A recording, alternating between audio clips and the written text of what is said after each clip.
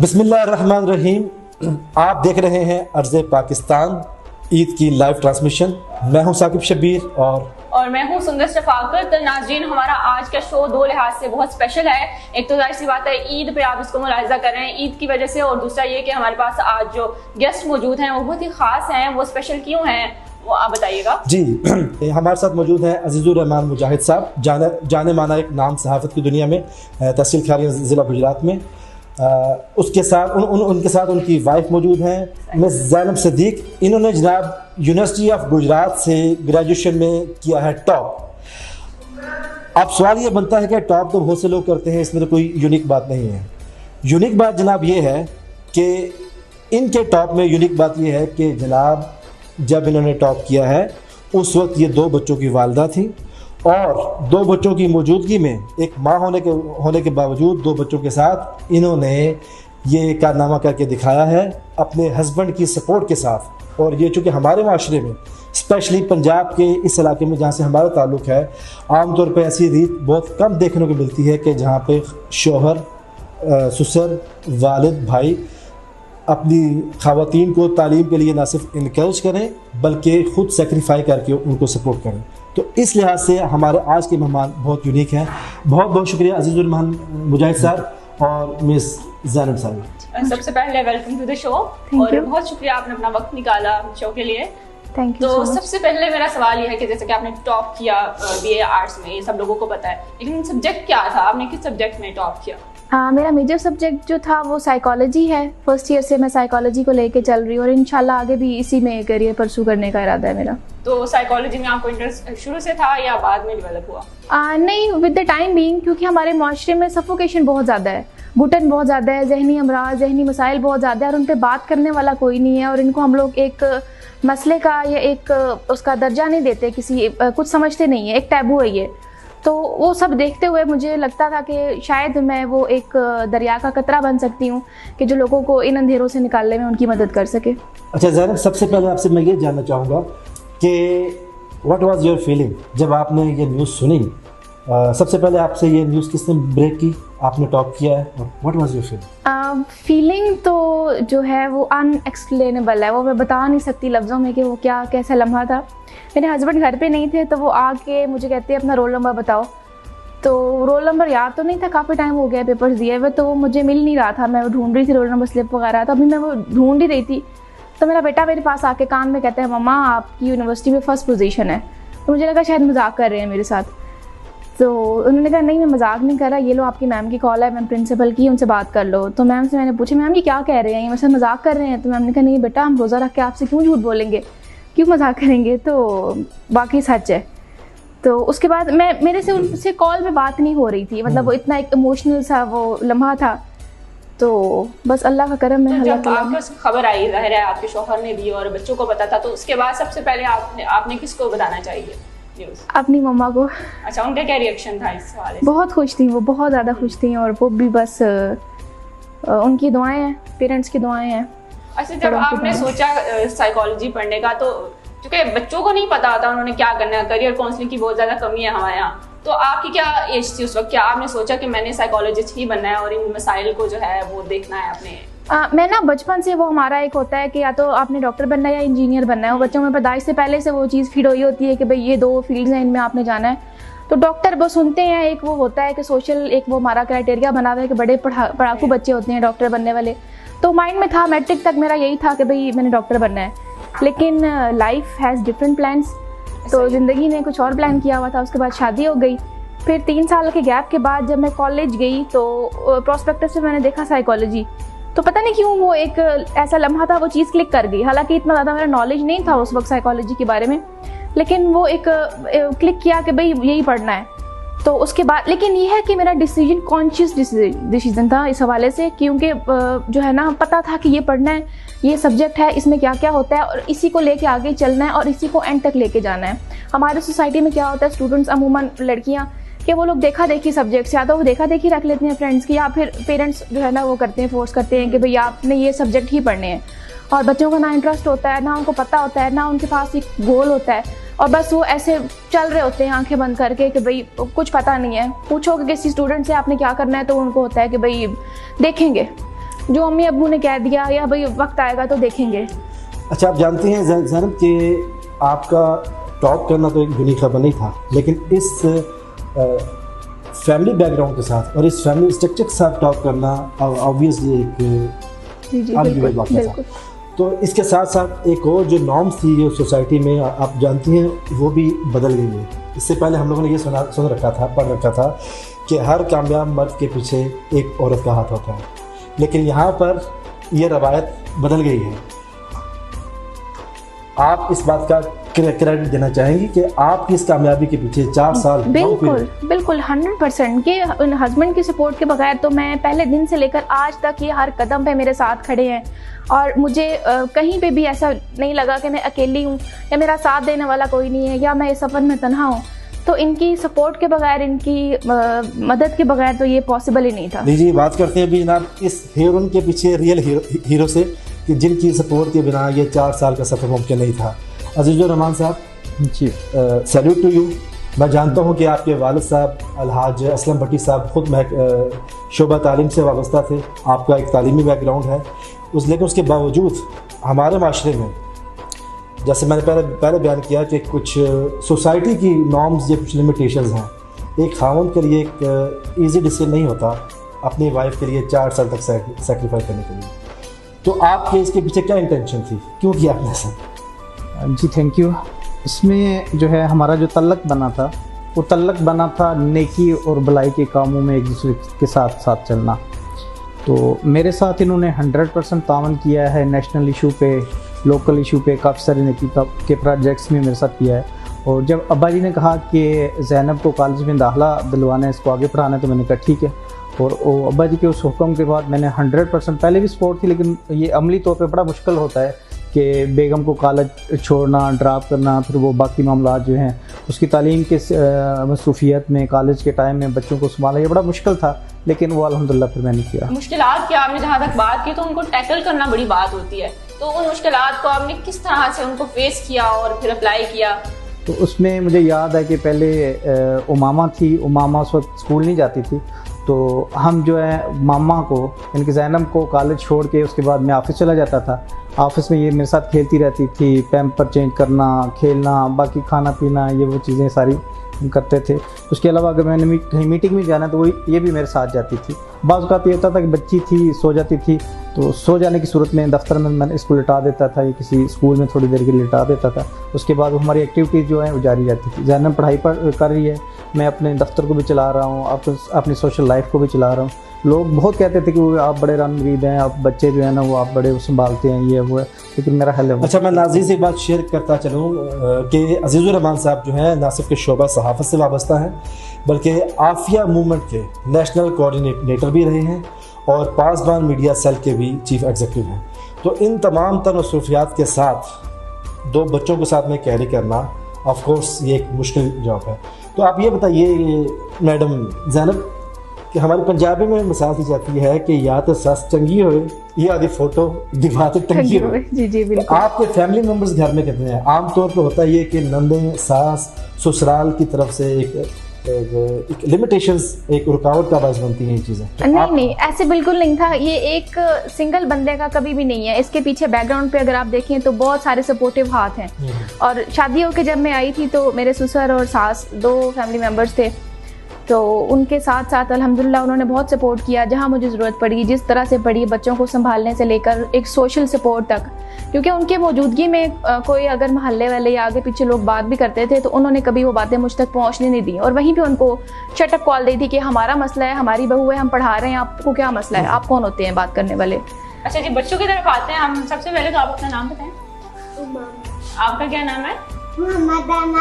तो अच्छा, आपकी मामा ने टॉप किया है, तो मैंने सुना है कि सबसे पहले आपने आके मामा को बताया था, तो आपने मामा को किस तरह से बताया था? कान में आके क्या बोला था आपने? क्या आपकी फर्स्ट पोजीशन नहीं है। अच्छा, और आप बताइएगा कि आपको पता है कि मामा ने बहुत ज्यादा जो है वो स्ट्रगल किया है, तो इसके पीछे किसका हाथ था, किसकी कोशिश थी सबसे ज्यादा? अब्बा जी ने इजाजत दी, बाबा ने एडमिशन दिलवाया, मम्मा ने पढ़ा लिया। मामा ने पढ़ लिया। और आप लोगों ने क्या किया? जब मामा जाती थी, कॉलेज जाती थी, पीछे से आप मिस तो करते होंगे मामा को? और कमी फील होती है, सारा दिन क्या करते रहते थे आप लोग मामा के पास? बाबा के साथ खेलते थे, कार्टून्स देखते रहते थे। तंग तो नहीं करते थे बाबा को? आप तो नहीं तंग करते थे बाबा को? Very good. अच्छा, ईद के हवाले से हमारा स्पेशल शो है, ये ईद के हवाले से भी है, तो ईद की अगर बात की जाए, पहले आपकी ईदें किस तरह से गुजरती थी पढ़ाई के दौरान और वो उस तरह से सारा, और अभी तो लॉकडाउन चल रहा है और पढ़ाई भी आपकी कंप्लीट हो चुकी है किसी हद तक, तो वो क्या डिफरेंस आया है? एज सच तो कोई नहीं है, क्योंकि मैं उस तरह से बहुत ज़्यादा सोशलाइज करना पसंद नहीं करती। तो एक लिमिटेड सा सर्कल है, तो उसी में करना, और बच्चों के साथ कोशिश होती है कि ज़्यादा से ज़्यादा टाइम उन्हें बच्चों के साथ, फैमिली के साथ स्पेंड किया जाए। तो एक दो फ्रेंड्स हैं, उनके साथ ईद मिल आते हैं, और बाकी पार्क्स वगैरह में अब तो फिर सब कुछ बंद है। और अजीज साहब की क्या मसरूफियात होती है? मेरी मसरूफियात जो हैं वो सारे जहाँ का दर्द हमारे जिगर में है। मेरी मसरूफियात ये होती है कि ईद वाले दिन भी मेरी कोशिश होती है कि लोगों में आसानियाँ बांटी जाएँ, और आम दिनों में तो होता ही है, लेकिन ईद वाले दिन में भी मेरी कोशिश होती है कि कोई घराना ऐसा ना रह जाए मेरे वो सर्कल में, या जहाँ तक मेरी ओर से आई है, कोई घराना ऐसा ना रह जाए जहाँ ईद की खुशियाँ जो है ना मनाई जा रही हों। तो उसमें हम कोशिश करते हैं कि उनको भी ईद की खुशी में शामिल तो करें। बच्चों का टाइम दे पाते हैं आप ईद पे? जहाँ का दर्द हमारे जिगर में है। मेरी मसरूफियात ये होती है कि ईद वाले दिन भी मेरी कोशिश होती है कि लोगों में आसानियाँ बांटी जाएँ, और आम दिनों में तो होता ही है, लेकिन ईद वाले दिन में भी मेरी कोशिश होती है कि कोई घराना ऐसा ना रह जाए मेरे वो सर्कल में, या जहाँ तक मेरी ओर से आई है, कोई घराना ऐसा। मैं आपको मिसाल इसकी देता हूँ कि एक ईद के मौके पर मैं और ये मेरी बेटी गाड़ी में बैठे हुए थे, तो एक खातून आई, उसने दस्तक दी, तो मैंने उसे कहा कि माफ़ करें। तो ये मुझे कहती है, बाबा आपके पास पैसे हैं? मैं कहा हाँ हैं। कहती हैं कि बाबा शीशा नीचे करें और आंटी को पैसे दें। इनकी भी वो अल्हम्दुलिल्लाह अल्लाह ताला ने इतना मेहरबानी की है कि इनकी भी वही कैफियत चल रही है। जी अजीज़ुर रहमान साहब, अब आप ये बताइए जनाब कि अब आगे के क्या इरादे? आगे के इरादे ये हैं कि सबसे पहले तो हमारा जो है ज़ैनब का जो फ़ैसला होगा वही फ़ैसला होगा, लेकिन इस दौरान हमारे बहुत अच्छे काबिल एहतराम दोस्त हैं, राय मंजूर नासर CSS ऑफिसर्स यूनियन के पंजाब के वो बानी भी हैं, प्रेसिडेंट भी हैं, और इस वक्त Punjab board of technical education के CEO हैं उनका, और एक और मोटिवेशनल स्पीकर भी हैं, और FBR के कमिश्नर हैं, हमारे जो DC हैं सैफ उमर जप्पा, उनके छोटे भाई हैं असद ताहिर जप्पा, वो भी बड़े अच्छे इंसान भी हैं और सरकारी अफसर भी हैं, और सबसे बड़ी बात मोटिवेशनल और कैरियर काउंसलिंग की सारी चीज़ें करते हैं। वो दोनों जो है उनकी मशावरत ये है कि CSS भी किया जाए और साइकोलॉजी में भी आगे एडमिशन लिया जाए रेगुलर। बेहतर। अच्छा ज़ैनब, आपसे मैं ये जानना चाहूँगा कि आपकी इस कामयाबी ने, इस यूनिक कामयाबी ने नए रास्ते, नए दरवाजे खोल दिए उन हज़ारों लाखों ख़वातीन के लिए जो अभी तक शशोपनी में हैं, ऐसी कंडीशन में आफ्टर मैरिज जो डिसीजन नहीं ले पा रहे। तो मैं ये चाहूँगा कि आप देखने वाली ख़वातीन को और बच्चियों को बताइए कि आपने ये जो 4 साल की जो तालीम आपने हासिल की है, ये आपने क्या जॉब लेने के लिए की है, शऊर लेने के लिए की है, आपकी इंटेंशन क्या थी? बाकी जो ख़वातीन हैं वो क्या देखकर आपको फॉलो करें? सबसे पहले तो ये कि आप लोग डिग्री और जॉब और पैसे के पीछे भागना छोड़ दें। मैं आपको बताती हूँ, मैट्रिक के बाद, रिज़ल्ट के बाद मेरा तब से इरादा था कि मैंने कुछ करना है लाइफ में, बैठ नहीं जाना। मेरी मदर और फादर दोनों टीचर हैं, और मेरी पैदाइश से पहले से वो दोनों तदरीस के शोबे से मुंसलिक हैं। तो मेरी वालदा मुझे अक्सर कहा करती थी कि बेटा आपने पढ़ाई तालीम छोड़ना नहीं है, आपने इस सफ़र को जारी रखना है। तो शादी के बाद मैंने सोचा कि अब करना चाहिए। फॉर्म वगैरह मैंने प्राइवेटली एडमिशन के ला के रखे हुए थे, बुक्स वगैरह ला के रखी हुई थी, लेकिन वो मुझे लगता था कि ये मैं सिर्फ एक डिग्री के लिए या मैं सिर्फ उस जॉब के लिए मैं नहीं पढ़ रही। अगर मैं प्राइवेटली पढ़ती तो शायद वो मुझे डिग्री भी मिल जाती और वो जॉब भी एट द एंड मिल जाती है। लेकिन जो तालीम, हकीकतन जो तालीम होती है, जो आपको एक हकीकी मानों में इंसान बनाती है, एक जो आपको एक्सपोजर मिलता है एक इदारे में जाके, शऊर हासिल होता है, तो वो उस तरह से शायद मुझे ना मिल पाता। तो फिर मैंने 3 साल वेट के बाद कॉलेज में एडमिशन ले लिया। तो कहने का मकसद ये है कि जब आपके मकासद बड़े होते हैं तो फिर आप के इक़दाम भी और आपकी कामयाबियाँ भी फिर उसी लिहाज से बड़ी होती हैं। और दूसरी बात ये कि वो एक है मुहावरा, हिम्मत मर्दा मदद खुदा। तो ज़िंदगी एक कांस्टेंट स्ट्रगल है, हमने जो है ना वो हमेशा आगे चलते रहना होता है, आगे बढ़ते रहना होता है। इसी से मिलता जुलता एक सवाल है कि आपके पास ऑप्शन थी कि आप घर रह के भी तालीम को कंटिन्यू कर सकती थी कि तमाम तर हर्डल से बच के, तो आपने रेगुलर जाने का डिसीजन ही क्यों लिया? उसका क्या जवाब? अपने कंफर्ट जोन से जब हम बाहर आते हैं ना तो फिर हम ग्रो करते हैं। जो आपकी ग्रोथ का फेज होता है वो एक अपने सेफ स्पेस के अंदर रह के वो नहीं होता। तो जब आपने कुछ हासिल करना है, कुछ बनना है, तो उसके लिए आपको बहुत से मसाइल, मुश्किलात, और वो कहते हैं कि एक जो है सोना भट्टी में जलकर कुंदन बनता है, तो वो मुश्किलात की भट्टी में जलना पड़ता है। तो मेरा सबके लिए, सबको ये पैगाम है कि आप लोग जो है ना अपने अपने लेवल पे जो कुछ कर सकती हैं, ख़वातीन, बेटियां, बहनें, वो ज़रूर करें। शादी होने का मतलब हमारे माशरे में ये लिया जाता है कि बस अब लड़की की ज़िंदगी ख़त्म है। एक्सपेक्ट भी ये किया जाता है ख़वातीन से कि बस अब वो सिर्फ घरदारी करेंगी और वो जो है हांडी रोटी तक मुंसलिक रहेंगी। लेकिन इसके अलावा भी एक आगे, सितारों से आगे जहाँ और भी हैं, ज़िंदगी में बहुत कुछ है करने को, और आप घर के अंदर बैठ के कर सकते हैं। चाहे वो कोई तालीम है, ऑनलाइन कोर्सेज़ हैं, आप किसी भी तरह से करके आप एक पॉजिटिव और एक जो है ना वो मुफीद एक्टिविटी में अपने आप को इंडल्ज करें। आप लोग जो है ना वो माशरे का एक फ़ाल रुकन बने। हम ख़वातीन माशरे का 50% से ज़्यादा हिस्सा हैं, और इस सवाए इक्का दुक्का ख़वातीन के हमने इस हिस्से को, इस तबके को बेकार करके फेंका हुआ है घरों में। तो अगर हम इसको मसरफ में लाएँ, इन ख़वातीन को अगर हम थोड़ी सी सपोर्ट के साथ अगर हम इनसे जो है ना वो काम लेना चाहें, तो हम बहसियत कौम कहाँ से कहाँ पहुँच सकते हैं। आज 4 साल के बाद ये बात कहने में बहुत आसान है कि मोटिवेशन थी, पॉजिटिव मेंटालिटी थी, लेकिन इस 4 साल के दौरान बीइंग अ हस्बैंड आपने माशरती तौर पर क्या क्या रुकावटें और क्या क्या तख्त जुमले बर्दाश्त किए, जहाँ पे आके बचाव को आपको लगा हो कि हिम्मत जवाब दे रही है? अल्हम्दुलिल्लाह मेरी हिम्मत जो है वो कभी भी जवाब नहीं देती, अल्लाह का शुक्र है। लेकिन ये कि लोगों के जुमले तो होते हैं, वो रन मुरीद जो है, ये रन मुरीद है, बच्चों को संभालता है, बेगम जो है ना वो घर में है, उसकी खिदमत करता है, या वो जो जिसको नहीं पता था कि कॉलेज में पढ़ रही है। मेरे एक दोस्त हैं चौधरी मोहम्मद नवाज़ गुलियाना साहब, ग्लोबल राइटर्स एसोसिएशन के पाकिस्तान के वो सदर हैं। तो वो अक्सर मेरी उनसे मीटिंग होती तो वो कहते हैं कि लेट क्यों हैं, तो मैं उनको बताया करता था कि मैं आपकी भाभी को कॉलेज छोड़ के आया हूँ, कॉलेज से लेके आया हूँ। तो वो ये समझा करते थे कि कॉलेज में शायद टीचिंग करती हैं, लेकिन उनको कुछ दिन पहले पता चला, क्योंकि हर बंदे को वो बताना मुमकिन नहीं होता हर बात में। तो हकीकत ये है कि जो हम कहते हैं ना कि सब ने तावन किया, तावन कोई भी नहीं करता। हमारा माशरा इतना ज़ालिम माशरा है, पाकिस्तानी माशरा।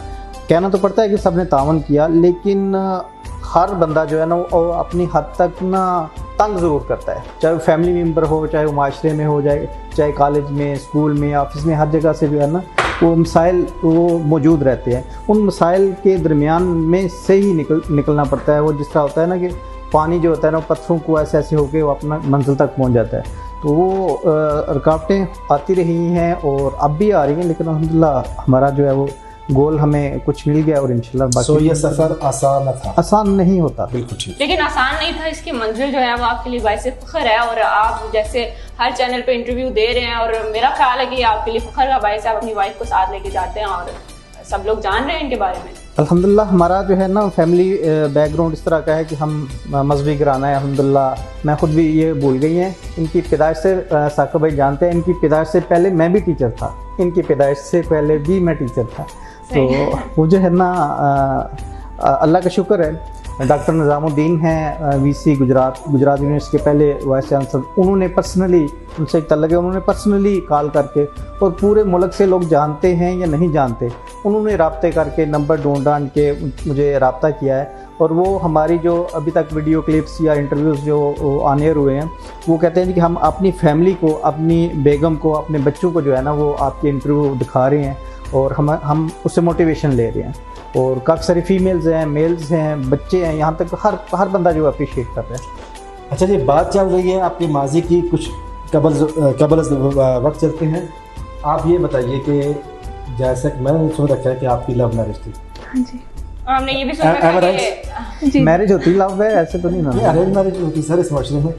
तो कहाँ पे मुलाकात हुई, पहली मुलाकात कहाँ पे हुई थी? और क्योंकि हमने सुन रखा है कि आपका ताल्लुक कहीं और से था, इनका ताल्लुक कहीं और से। हाँ जी, वो एक मुहावरा है ना, जोड़े आसमानों पे बनते हैं, तो बस वही सीन है। तो मैं इस्लामाबाद से बिलोंग करती हूँ, born and brought up in Islamabad, schooling भी वहीं से हुई। तो इस्लामाबाद में मुलाकात हुई थी, और फिर उसके बाद बस। तो इस्लामाबाद से आप यहाँ पे आई हैं। इस्लामाबाद जैसे कि बहुत बड़ा शहर है और लोग जाना पसंद करते हैं, यहाँ से लोग जा रहे होते हैं वहाँ पे, तो वहाँ से आप आई, तो वो किस तरह से आपने सब कुछ मैनेज किया? एक चीज़ है सिर्फ कि मियाँ बीवी की म्यूचुअल अंडरस्टैंडिंग और उनकी जो बॉन्डिंग, वो चीज़ अगर हो ना, तो फिर आप कहीं भी रह रहे हो ना, इट डजेंट मैटर। चाहे आप इस्लामाबाद में हो, चाहे आप गुलाना में हो या किसी भी जगह, और अगर आप खुश नहीं हो, आपके घर में सुकून नहीं है, तो इस्लामाबाद क्या, अगर आप यूरोप में भी, अमेरिका में भी रह रहे हैं, तो फिर वो क्या फ़ायदा। एग्जैक्टली, यहाँ पे एक एग्जाम्पल मुझे याद आई है बिल गेट्स की, कि पैसा तो उनके पास भी बहुत था, लेकिन वो अंडरस्टैंडिंग की बात होती है कि वो ना हो तो फिर 27 साल बाद भी जो है वो। और इनकी स्टोरी से हमें एक ये भी बहुत है, तो वैसे हमारे इस्लाम का ये सबक है बहुत बड़ा, कि अगर अलहदगी इख्तियार करनी है तो बावकार तरीके से, ऐसे है कि कितना कोई उन्होंने एक दूसरे पे बोहतान नहीं लगाए, कोई इल्जाम तराशी नहीं की, कोई कुछ नहीं, और इंतहाई बावकार तरीके से, अच्छे तरीके से वापस मांगे है ना कुछ ऐसे ही है। हमारे यहाँ पे जब तलाक़ें होती हैं तो आपको पता है खानदान के खानदान, गांव के गांव इसमें इन्वॉल्व हो जाते हैं, सामान वापस करो, ये करो, और फिर किरदार खुशी एक दूसरे की जो की जाती है। तो एक नॉन मुस्लिम ने, क्रिश्चियंस ने एग्जांपल सेट की है कि जनाब अगर आप, जब तक आपका साथ था तो बहुत अच्छे खुश उसलूबी से चला, और जब आपने साथ नहीं रहा तो भी एक दूसरे की बाइमी इज़्ज़त के साथ आप लोगों ने सेपरेशन ली है। कॉलेज की बात से निकलते निकलते हम पता नहीं कहाँ पे आ गए हैं। मेरा एक सवाल था कॉलेज के हवाले से, एक प्रिंसिपल होती है कॉलेज में, तो मैंने सुन रखा है कि वो भी बहुत ज़्यादा एक्सपेक्ट कर रही थी आपसे कि आपने टॉप करना है, मुझे पूरी उम्मीद है आपसे। तो आपको ज़रा वो फील नहीं हुआ कि आप प्रेशराइज हो रही हैं, और अगर ना हुआ तो उनको मायूसी होती? नहीं, कभी कभी होती थी, लेकिन मुझे अपने ऊपर एतमाद भी था, और अल्लाह ताला से, अल्लाह के ऊपर यकीन भी था कि इंशाल्लाह अगर मैं इतनी मेहनत कर रही हूँ, इतनी मैं एफर्ट कर रही हूँ, तो अल्लाह ताला ज़रूर जो है ना करेंगे, करम करेंगे। और मैम ने बहुत ज़्यादा सपोर्ट किया, और मैम पहले दिन से मुझे कहती थी कि जब मेरी रिज़ल्ट आया, पोजीशन आई, तो मैंने मैम को कॉल करके कहा, मैम आपका बहुत शुक्रिया, आपने सपोर्ट किया। तो मैम कहती है मैंने सपोर्ट किया इसीलिए कि मुझे पता था कि आप कुछ करके दिखाओगी। तो मैम का भी शुक्रिया कि उन्होंने हर कदम पे मेरा साथ दिया। कई दफ़ा मैं थक जाती थी, और इस तरह बच्चे बीमार हैं, घरेलू जिम्मेदारियाँ, 100 मसले मसाइल होते हैं, तो मैं मैम के पास जाके ऑफिस में कहती थी मैम अब मुझसे और नहीं हो रहा है। तो मैम ने पास बिठा के मुझे इंतहाई मुशफ़िकाना तरीके से समझाना, दिलासा देना, तो वो भी एक बहुत बड़ी चीज़ है। और तो इस रिजल्ट के बाद आपकी मुलाकात हुई है मैम? हाँ जी, एक बार। क्या रिएक्शन था उनका? बहुत खुश थी मैम, बहुत खुश थी। मैम को था, उम्मीद तो थी कि पोजीशन आएगी, लेकिन मैम कह रही थी कि मुझे ये नहीं पता था कि फर्स्ट। हाँ जी। अच्छा, आमतौर पे तो मर्दों से सवाल किया जाता है कि छुट्टी वाले दिन आप अपना दिन कैसे स्पेंड करते हैं, तो मेरा सवाल आपसे बनता है कि आप छुट्टी वाले दिन आपकी एक्टिविटीज़ घर में क्या होती है? घर, बच्चों की तालीम, घर के काम वगैरह, क्योंकि अभी तक मैं ना 90% घर के काम खुद ही करती हूँ, कोई हेल्प वगैरह उस तरह से नहीं है। तो वो फिर मेरा दिल होता है कि काम थोड़े से समेट लें। और दूसरा है कि चीज़ों को प्रायोरिटाइज़ किया हुआ है, कि कॉलेज में भी ये था कि एक्टिविटीज़ वगैरह, फन एक्टिविटीज़ और ये सोशल एक्टिविटीज़ और ये को करिकुलर एक्टिविटीज़, तो मैं उसमें उस तरह से एक्टिवली पार्टिसिपेट नहीं करती थी। हमारे 4th ईयर में इलेक्शन हुए थे जब हेड गर्ल के लिए, तो मेरे सारी फेलोज़ ने मुझे बहुत फोर्स किया था कि हम आपको वोट देंगे, आप ज़रूर वोट बनो हेड गर्ल। और मैंने कहा मैं अपने घर में टीचर से हेड गर्ल से लेकर प्रिंसिपल तक मैं सब कुछ खुद ही हूँ घर में, तो ये एक एडिशनल जिम्मेदारी है। तो मुझे उस तरह से अभी इस पर नहीं जाना, क्योंकि अब चीज़ों को कैटेगराइज करके जब आप प्रायोरिटी सेट कर लेते हैं तो वो फिर जो है ना वो अपनी मंजिल तक पहुंचना आसान हो जाता है। टॉप करने की बात हुई थी, तो मार्क्स की अगर बात की जाए तो कुछ पेरेंट्स होते हैं वो अपने बच्चों के मार्क्स से सेटिस्फाइड नहीं होते, जितने भी वो मार्क्स ले लें, कम भी आए ज़्यादा भी आए, तो शोर की तो वो बात ही नहीं रहती। तो आपके बच्चे अभी छोटे हैं, माशाल्लाह बड़े होंगे, तो अगर इनका इंटरेस्ट कुछ और हुआ और इनके मतलब कुछ और इन्होंने पढ़ा और मार्क्स उस तरह से ना आ सके, तो क्या रिएक्शन होगा? बिल्कुल, लेकिन एटलीस्ट मेरे लिए बिल्कुल वो जो है ना वो एक मयार नहीं है, क्राइटेरिया नहीं है। पेरेंट्स जो है ना वो बच्चों को बहुत ज्यादा प्रेशराइज, बिल्कुल सुसाइड्स हो रही हैं इस बात पे, इतनी ज्यादा मार्क्स कम आते हैं और कितनी जिंदगियां तबाह हो रही हैं। कंपेयर किया जाता है बच्चों को दूसरे बच्चों के साथ, के उनके मार्क्स ज्यादा आए हैं तो आपके क्यों नहीं आ सकते? और अब मेरे 2 बच्चे हैं, हर बच्चा एक दूसरे से डिफरेंट होता है। मेरे 2 बच्चे हैं माशाल्लाह, इनमें बेटी मेरी बहुत ज़हीन है, ये भी फर्स्ट आती है, और बेटा उस तरह से 2nd 3rd पे होता है, फर्स्ट नहीं होता। तो अब मैं एक्सपेक्ट नहीं कर सकती कि भाई अगर मेरी बड़ी बेटी इस तरह से कर रही है तो मेरा छोटा बेटा भी फर्स्ट ही आना चाहिए। हर बच्चे की मेंटल कैपेबिलिटीज़, उसकी सलाहियतें, उसका एक डिफरेंट होता है सारा। तो आप जो है वो सिर्फ ग्रेड्स के लिहाज से आपने टॉप नहीं किया, आपका शऊर और आपका सारा वो सलाहियतें वगैरह थी, उस लिहाज से भी आपने? बिल्कुल, अगर मैं सिर्फ ग्रेड्स के पीछे भाग रही होती और सिर्फ नंबर्स को लेके करती तो मैं यहाँ ना खड़ी होती शायद। अच्छा, इसमें एक छोटा सा वाक़या मैं भी शेयर करता चला जाऊँ कि भी हमारे यहाँ नंबर गेम शुरू होती है 1st 2nd 3rd की। मेरे वालिद साहब ने एक वाक़या मुझसे शेयर किया था कि जब ये स्कॉलरशिप के लिए जब उनसे कहा गया कि अपने टॉप के किसी बच्चों को लेकर आइए, तो वो अपनी क्लास के 12-14 जितने भी बच्चे थे वो सबको लेकर चले गए थे विद फुल कॉन्फिडेंस कि जनाब मुझे ये सब इक्वली क्वालिफाइड हैं और ये सब क्वालिफाई करते हैं। तो नंबर गेम से निकलना चाहिए हम लोगों को। I totally agree with you कि नंबर गेम से निकलना चाहिए, बच्चों को काबिल बनाना चाहिए, ना कि 1st 2nd और 3rd में लाना चाहिए। बिल्कुल, ये वाकया बड़ा अच्छा पेश किया आपने। एक सवाल जो मुझे बहुत चुभता है, जहाँ भी हम लोग जाएं, खास तौर पे हमारे इस एरिया में, मैंने भी कॉलेज में उसी कॉलेज में पढ़ा है जिस कॉलेज में आपने पढ़ा है, तो हमें थ्योरी पढ़ाई जाती है, बहुत ज़्यादा बुक्स पढ़ाई जाती हैं। लेकिन ये है कि अब मेरी फील्ड जो है, मैंने स्टार्ट से जर्नलिज्म में करना था, लेकिन वो हिस्ट्री थी इस कॉलेज में, तो वो उस तरह से नहीं हो सका। लेकिन आपका सब्जेक्ट साइकोलॉजी था, तो आपने उसमें सिर्फ थ्योरी पढ़ी है, तो आपको नहीं लगता कि आप आगे जाएंगी फील्ड में, फील्ड वर्क करेंगी या क्लिनिकल वो सारा कुछ करेंगी, तो वो उसमें मुश्किल पेश आएगी आपको? उसमें ये है कि अपने लेवल पे जितना हमारी टीचर्स है, ये टीचर्स पे डिपेंड करता है ना। जैसे अभी साकिब साहब ने बात की कि एक उस्ताद का यकीन या उस्ताद की मेहनत जो है ना, वो कह लें कि महदूद वसाइल के अंदर रहते हुए भी वो बहुत कुछ कर सकता है। तो हमारे गवर्नमेंट कॉलेजेस हैं, अब उनका भी उस तरह से कसूर नहीं है क्योंकि स्टाफ नहीं है। हम फर्स्ट ईयर में थे, हमारे साइकोलॉजी की टीचर थी ही नहीं, कभी उर्दू की टीचर ने पढ़ा दिया, कभी इस्लामियत की टीचर ने पढ़ा दिया। सेकेंड ईयर में एक थी, वो भी आधे सेशन में चली गई थी। फिर थर्ड ईयर में हमें मिली, बहुत अच्छी टीचर थी मैम सना।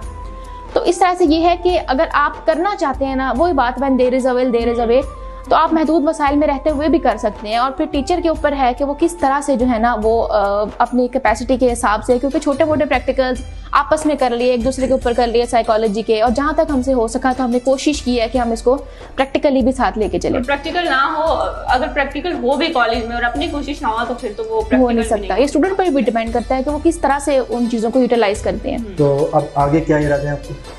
आगे जैसे मैंने बताया, साइकोलॉजी इज़ माई पैशन, तो इसको लेके चलना है एज अ करियर, और आगे साथ साथ CSS का भी इरादा है इंशाल्लाह। और नो डाउट हमें अच्छी ख़वातीन की ज़रूरत है एडमिनिस्ट्रेशन में, ब्यूरोक्रेसी में, और wish you all the best. अच्छा, बातें तो हमारे पास बहुत सारी हैं, लेकिन वक्त चूंकि कम रह गया है, तो आखिर पे मैं चाहती हूँ कि आप पैगाम दें यंग जनरेशन के लिए, तो है खास तौर पे उन औरतों के लिए जो कि पढ़ना चाहती हैं, किसी मजबूरी की वजह से नहीं पढ़ सकती हैं, आगे नहीं बढ़ सकती, तो उनको अगर आप कोई ऐसा पैगाम दें जिससे वो मोटिवेट हो सकें।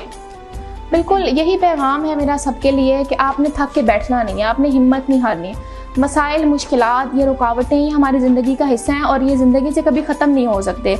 हम अगर एक परफेक्ट टाइम का इंतज़ार करके बैठे रहेंगे, वो टाइम आएगा, वो परफेक्ट टाइम आएगा जब मसाइल नहीं होंगे। जैसे मैं अगर कहती मेरे बच्चे बड़े होंगे तब मैं पढ़ लूँगी, या बच्चे स्कूल गोइंग होंगे तब पढ़ लूँगी, इस तरह से, तो वो परफेक्ट टाइम कभी भी नहीं आपको आता। आज का काम कल पे। आपके पास जो चीज़ है ना, मेरी मम्मा ने मुझे एक बात कही थी एडमिशन लेने से पहले कि बेटा देखो, टाइम गुजर जाता है, वक्त का काम है गुजरना, वक्त कभी भी किसी के लिए ना रुका है और ना रुकेगा। ये आपके ऊपर डिपेंड करता है कि आप उस वक्त को यूटिलाइज करो पॉजिटिवली, हेल्दी एक्टिविटीज़ में, या आप उसको वेस्ट कर दो।